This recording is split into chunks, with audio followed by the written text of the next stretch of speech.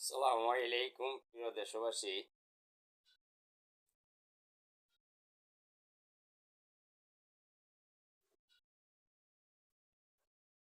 11 দলীয় সমঝোতা থেকে ইসলামী আন্দোলন বাংলাদেশ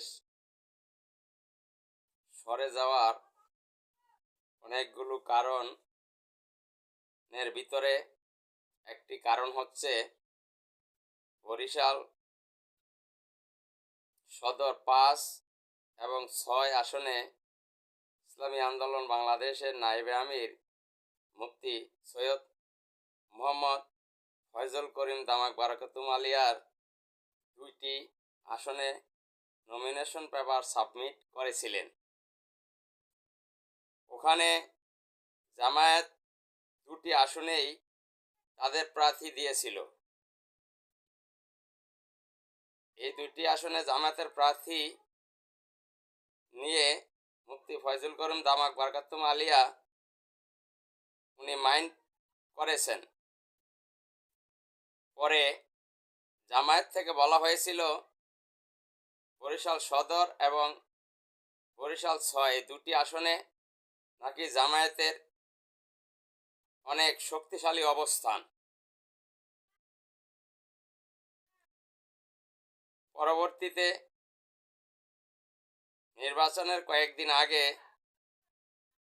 জামায়াত বরিশাল সদর থেকে তাদের প্রার্থিতা বাতিল করে, কিন্তু বরিশাল 6 আসনে তাদের প্রার্থী রেখে দেয়। জামায়াতের ডক্টর মোহাম্মদ আবদুল্লাহ তাহের সাহেব বলেছিলেন যে ইসলামী আন্দোলন বাংলাদেশের নায়েবে আমির মুফতি ফয়জুল করিম দামাক বারাকাতুম আলিয়ার সম্মানার্থে তাদের প্রার্থিতা ওখান থেকে তারা প্রত্যাহার করে নিয়েছে।